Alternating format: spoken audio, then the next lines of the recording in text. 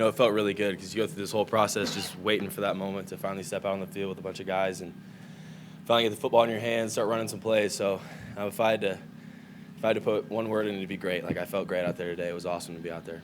Play calls. How did you handle getting all that language out? Yeah, the language is a little different. I think it's different. Like, you got to spit the play out, and it's tougher spitting the play out than it is actually going up there and knowing what the play is. So that's going to be a little adjustment for me. But nothing that a little saying the word and the plays in the mirror isn't going to fix tonight. So we'll have to dive into that a little bit.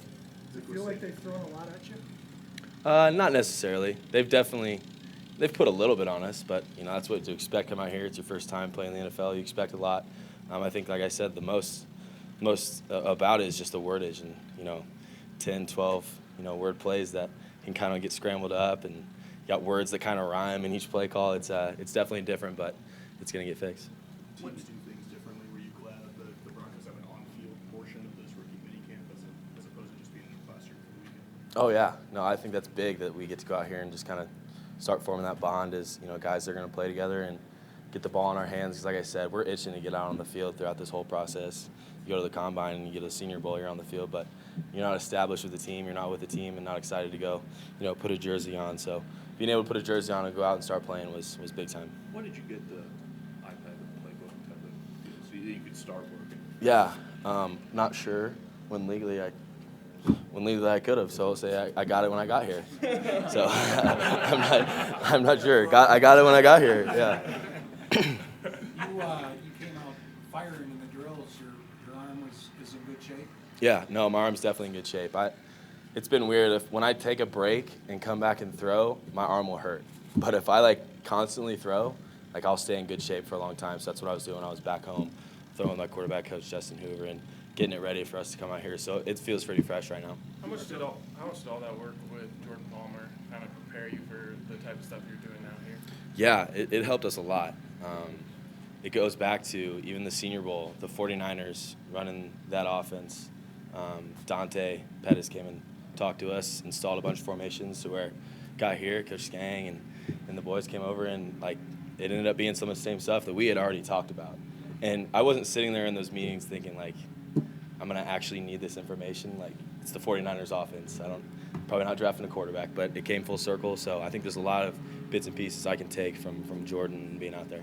Drew, is there an element of patience in this for you? Because you've always been the starter. Yeah, it'll definitely be a different, little transition. But I've said it once, I'll say it again. If I'm going through this transition, I'm glad I can be behind Joe and hear what he has to say, learn from him. I'm excited to get to meet him, excited to get in the room with him and learn from a guy that's won a Super Bowl. So You're not seeing the difference in who you're throwing to, the talent level of the people you're throwing to? The guys out here were flying around, making plays for us. Noah looked awesome. Jawan, there's a lot of guys that came out there and made plays for me, made me look good.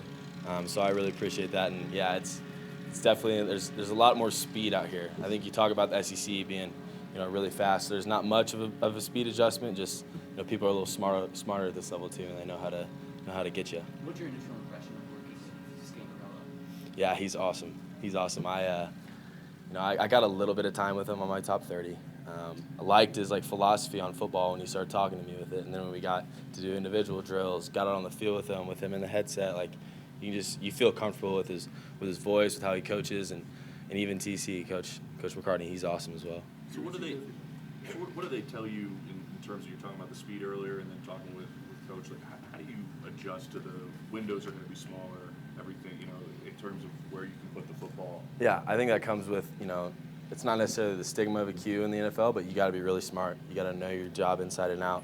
And I think that's where, the windows are getting smaller, but this is our job now. We can spend all day learning it and, getting familiar with the playbook. So that's my job to, even though those windows are smaller, I know it well enough that, we'll be there on time and fit it in.